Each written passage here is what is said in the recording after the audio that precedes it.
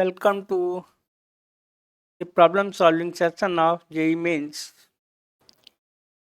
In current electricity, this question say for resistivity and conductivity, we know resistivity of this material mercury, tungsten, aluminium, then copper. सबसे ज़्यादा resistivity होती है mercury की और सबसे कम है कॉपर की।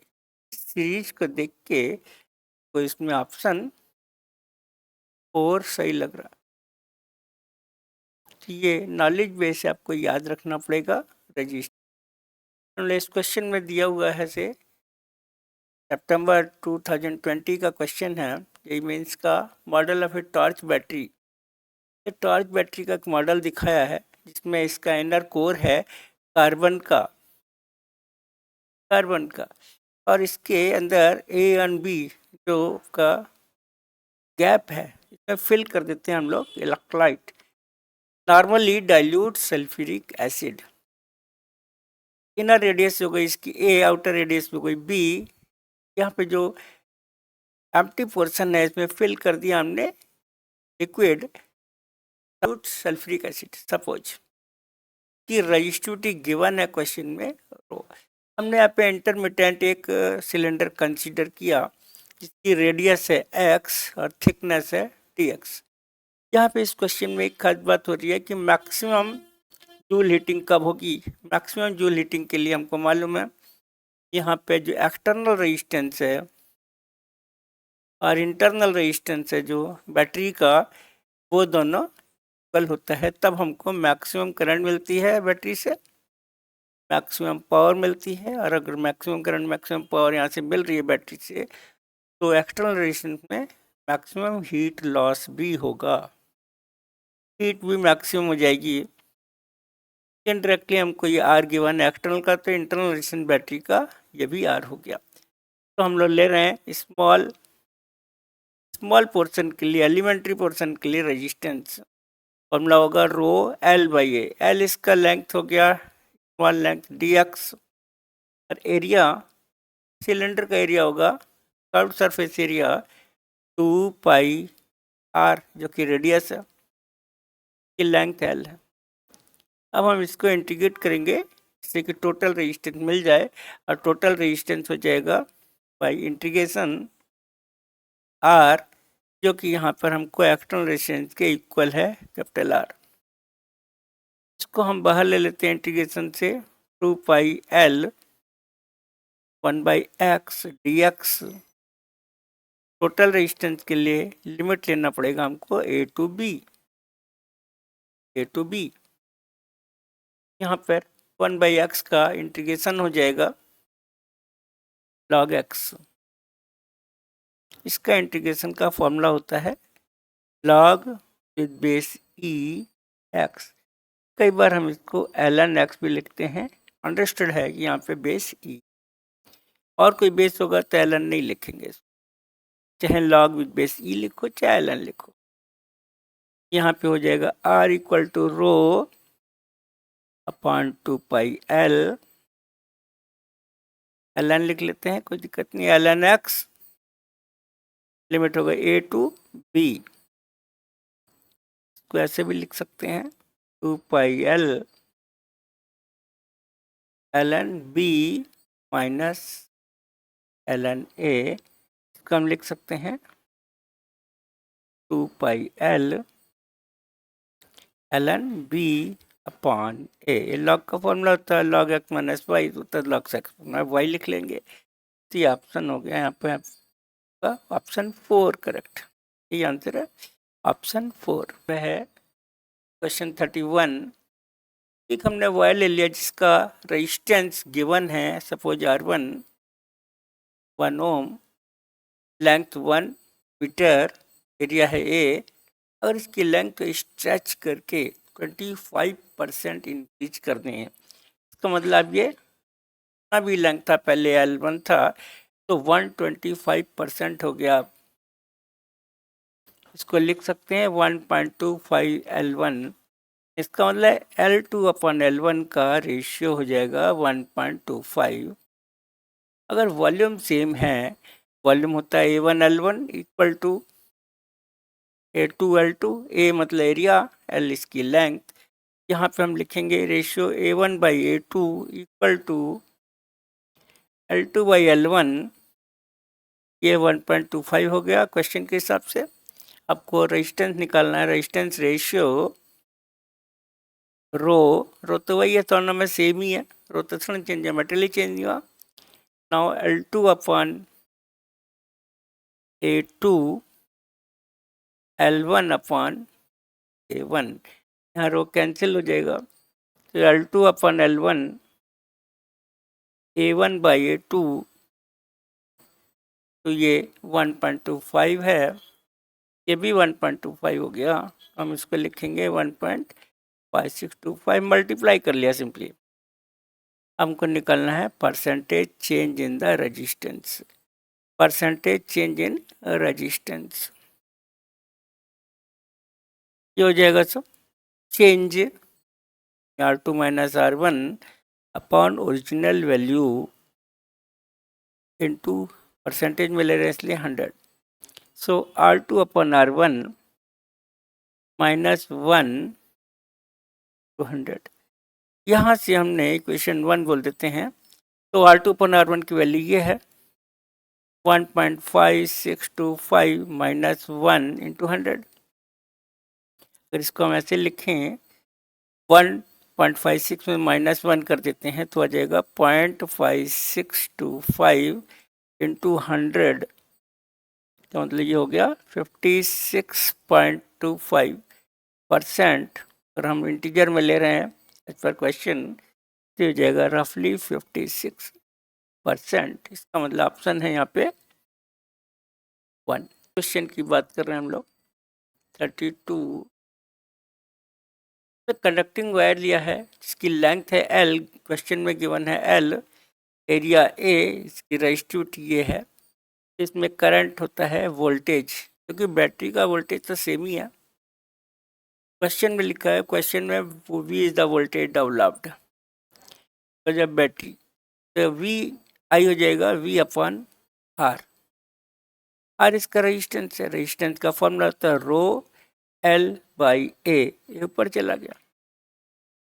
अब सेकंड फिगर की बात करेंगे। सेकंड फिगर में लेंथ हमने डबल कर दिया, एरिया को हमने A/2 कर दिया।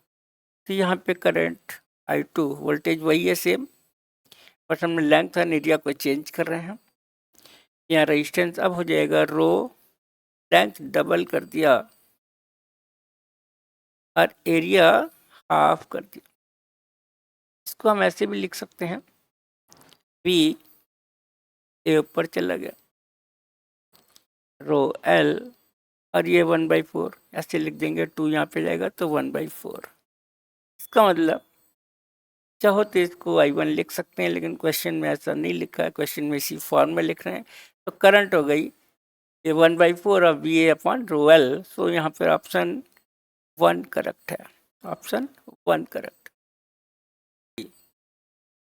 Current 5 ampere passing non linear magnesium wire of area of cross section 0.0 at every point direction of current density, जो कि वेक्टर क्वांटिटी है, at an angle of area vector A के बीच का दोनों का एंगल 60 डिग्री है। एरिया वेक्टर और जे का बीच का एंगल है 60 डिग्री।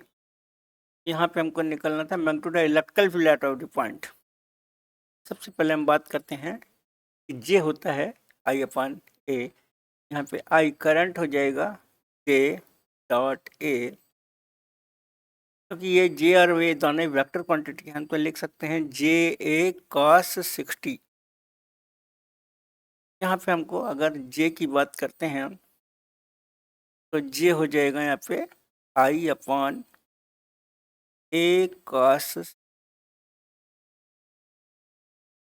लेंगे इलेक्ट्रिकल फील्ड, तो J is equal to sigma E। यहाँ पे इलेक्ट्रिकल फील्ड अगर हमको ये मालूम है कि कंडक्टिविटी है ये सिग्मा, तो उल्टा करते हैं तो रेजिस्टिविटी हो जाता है। तो अगर हम इस फॉर्मूले से इलेक्ट्रिकल फील्ड देखें हो जाएगा जे इंटू रो। अब जे की जगह लिख सकते हैं I upon A cos T and rho. I 5 ampere दिया हुआ है, रेजिस्टिविटी 44 इंटू 10⁻⁸ है, एरिया 0.04 कॉस 61/2 हो गया। तो पूरे को सॉल्व करेंगे अगर हम लोग, ये 4 पर 11 यानी आ जाएगा 11 10⁻⁵ वोल्ट पर मीटर। सन यहाँ पे 3 हो गया। क्वेश्चन में what equal length on iron and copper nickel alloy. Iron और कॉपर निकल अलॉय इन दोनों का रेजिस्टेंस है सपोज R1 R2, दोनों का लेंथ सेम है, वही लेंथ हमको निकालना है। रेडियस दोनों वायर का सेम है 1 मिलीमीटर, मीटर में चेंज कर लोगे 10⁻³ हो जाएगा।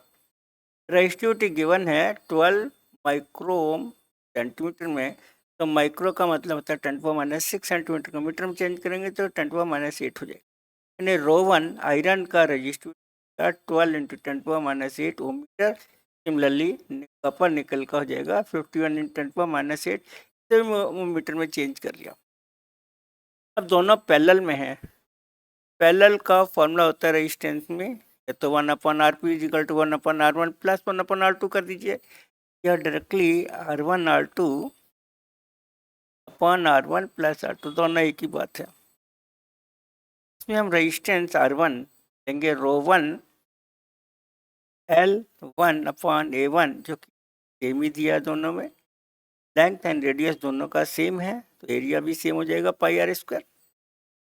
यहाँ पर हम लेंगे रो L/A, ये सेकेंड वायर का हो गया, हम ये ऐड कर लेंगे रो1 प्लस रो2।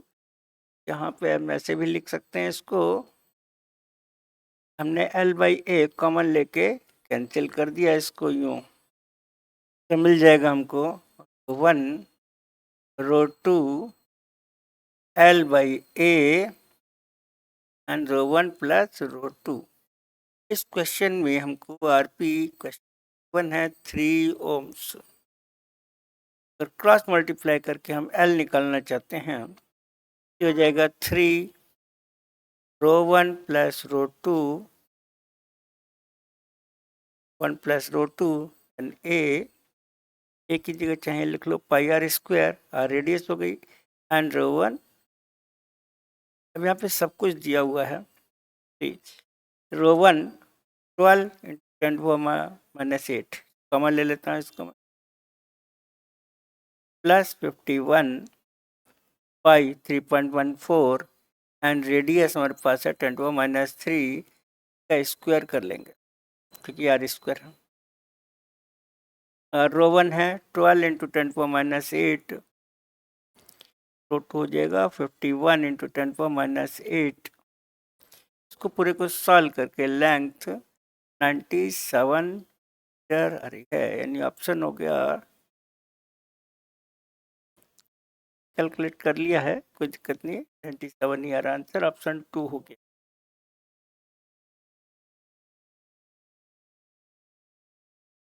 इस क्वेश्चन में खास बात क्या हो रही है, इस हमने इस डायग्राम को, फिगर को, सर्किट को हमने ऐसे बना लिया।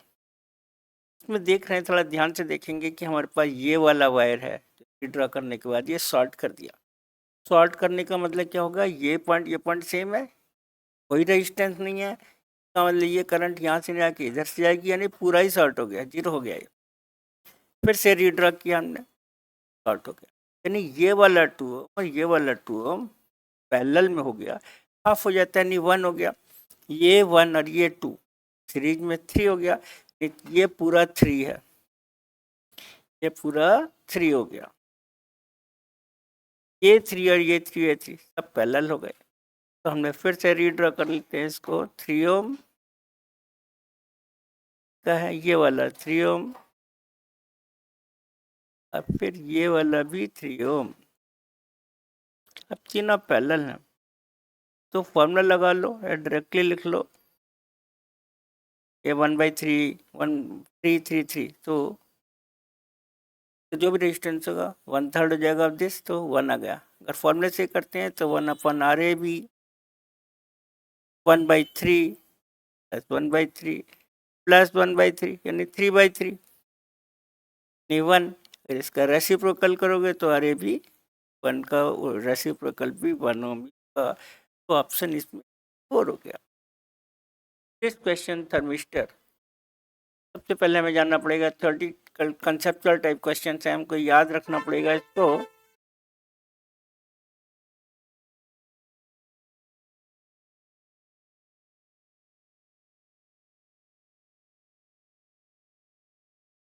Question 36 thermistor. थर्मिस्टर क्या होते हैं पहले ये हमें समझना पड़ेगा।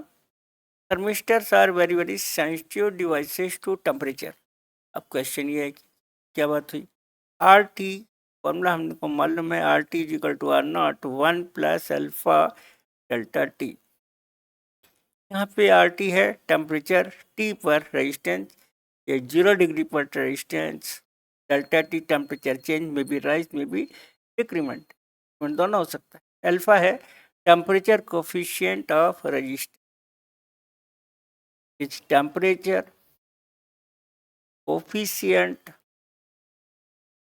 Of resistance. इसी में क्वेश्चन का सब छुपा हुआ है।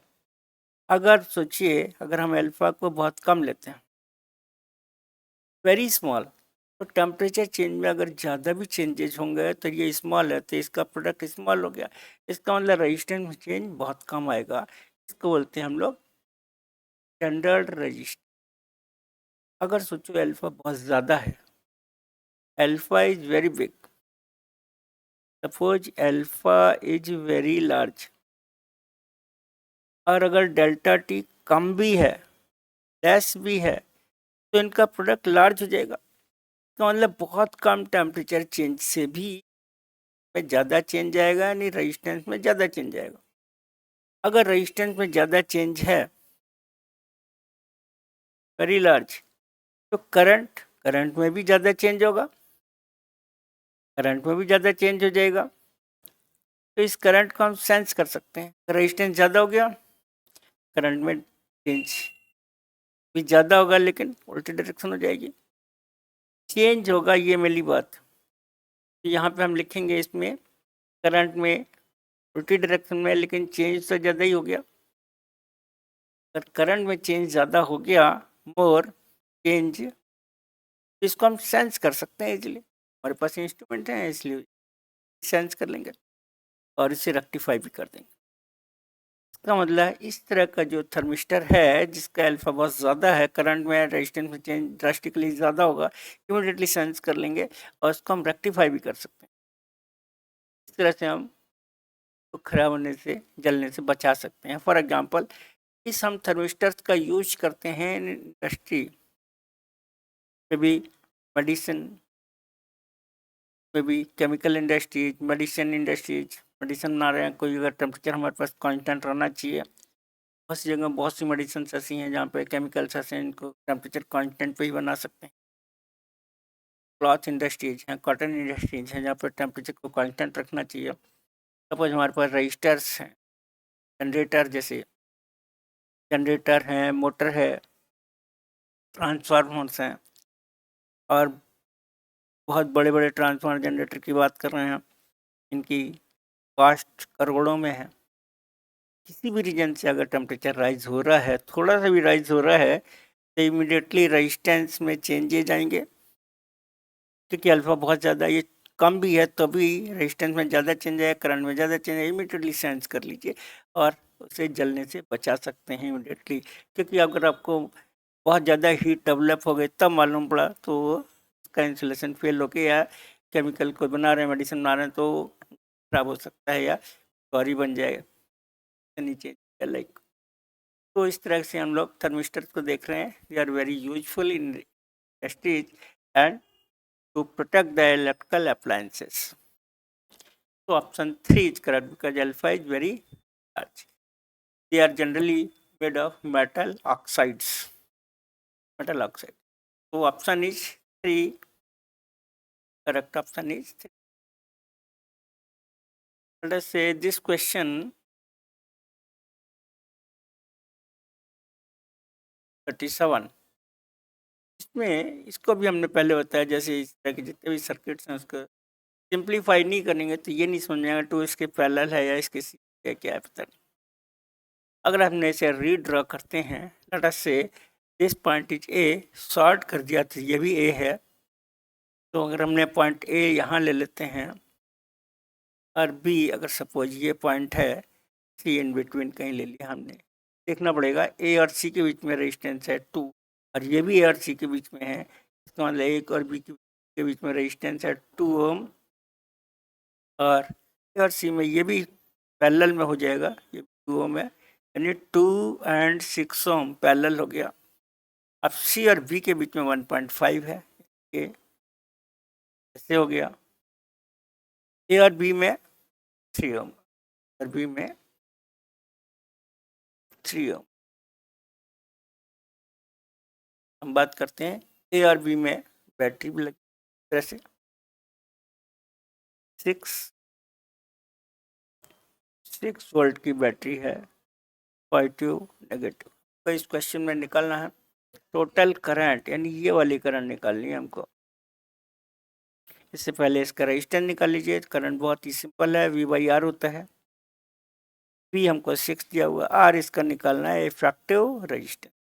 2 और 6 अगर पैरेलल में करते हैं तो फॉर्मूला हो जाएगा R1 R2 upon R1 plus R2 यानी 2 + 6, तो 2 × 6 अपॉन 8 3/2 यानी 1.5।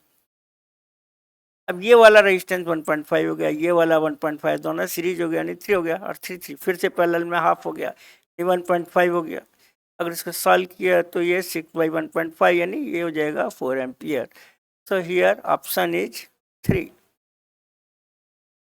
अगर हम लोग इसे सिंप्लीफाई नहीं करते हैं तो ये सर्किट कन्फ्यूजन ही रहता है, कौन सा पैरेलल है कौन सा सिंप्लीफाई कर लिया तो इसमें कोई कन्फ्यूजन वाली बात ही नहीं है। Very simple question. 8 यार फिर से वही फार्मूला यूज करेंगे यहाँ पे, RT = R0 1 + alpha delta T and alpha is temperature coefficient of resistance. Temperature coefficient of resistance alpha. Alpha conductor के लिए, मेटल के लिए पॉजिटिव है। एक कंडक्टर हो या मेटल हो एक ही बात है, वो इसके लिए अल्फा पॉजिटिव है। इसका मतलब टेम्परेचर इंक्रीज करेंगे तो अल्फा की पॉजिटिव होने की वजह से रेजिस्टेंस इंक्रीज होगा। तो you can say they are almost directly proportional. R जो R0 जितना भी वो है वो डायरेक्टली प्रोपोर्शनल है, तो लीनियर इंक्रीमेंट हो गया, something like that, not passing through the zero. Because यहाँ पर अगर हमने टेम्परेचर वर्सेस रेजिस्टेंस ले रहे हैं तो टेम्परेचर 0 चेंज होगा तो ये R0 तो रहेगा, साथ ओरिजिन से पास नहीं हो रहा। बट लीनियर एक्सपेरिमेंट है फॉर कॉपर, थर्ड ऑप्शन दिख रहा है। अगर यही बात करते हैं हम लोग सिलिकॉन की, तो silicon is what, this is the semiconductor. Semiconductor के लिए उल्टा होने वाला है कि अल्फा नेगेटिव होता है, तो मतलब टेम्परेचर में इंक्रीमेंट करेंगे रेजिस्टेंस डिक्रीज हो जाएगा, उल्टा हो रहा है। तो इस तरह का ग्राफ हमको एक्सपोनेंशियली डिके हो रहा है।